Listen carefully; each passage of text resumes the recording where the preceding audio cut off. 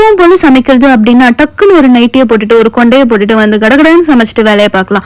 ஆனா இந்த வீடியோ எடுக்கிறோம் அப்படின்றதுக்காகவே பட்டி டிங்கரிங்லாம் பண்ணிட்டு வந்து சமைக்கிற மாதிரி இருக்கும். பக்கத்துல எல்லாம் ஜுரம் அப்படின்னு எங்க அம்மா கேள்விப்பட்டதும் அப்படியே பதறி போயிட்டாங்க. நான் சளி பிடிச்சி யாராச்சும் என் பக்கத்துல வந்தாலே நான் ஜுரம்னு சொல்லி ஒரு வாரம் படுத்துருவேன். எங்க இருந்தோ தலையெல்லாம் பறிச்சுட்டு வந்து நைட்டே அதை காய்ச்சி வச்சு எங்க அம்மா காலையில இதை நீ குடிச்சே ஆகணும்னு சொல்லி கொடுத்துட்டாங்க. மாத்திரையை தவிர வேற எதுவும் நானா சொந்தமா போட்டதில்லை. அது சிறப்பாகட்டும் சரி கஷாயமாகட்டும் சரி யாராச்சும் ஒருத்தவங்க ஊத்தி விட்டாதான் அது என் தொண்டையிலேயே இறங்கும். ஆட்டுக்குட்டி கூட இந்த இலையை சாப்பிடுமான்னு தெரியல, ஏன்னா அந்த அளவுக்கு கசப்பு. இதை குடிக்கும் போது என் மூஞ்சி அஷ்டகோணம்ல போயிடுச்சு. இன்னைக்கு லஞ்சுக்கு எங்க அக்கா இன்னும் வித்தியாசமே சரி அப்படின்னு சொல்லிட்டு கொண்டக்கடலை கிரேவி செஞ்சு கொடுத்தா. அது கூடவே வந்து இந்த மூக்குச்சளிக்காய செஞ்சுட்டா. அதனால இது மட்டும் செஞ்சு வச்சுனா நான் அப்படியே எடுத்துட்டு வந்துருவேன். எங்க அக்காவை மிரட்டி வாழைக்காய் பொரியலையும் செய்ய சொல்லிட்டேன். எங்க வீட்டுல என்னைய தவிர யாரும் இந்த வாழைக்காயை சாப்பிட மாட்டாங்க, ஏன்னா எல்லாருமே முட்டி செத்தவங்க. எல்லாத்தையும் முடிச்சு வச்சுட்டு நான் போய் ரெடி ஆயிட்டு வந்துடுறேன்னு சொல்லிட்டு போனேன். ஆனா வந்து பார்க்கும்போது எனக்கு அப்படியே கபீர்னு ஆயிப்போச்சு.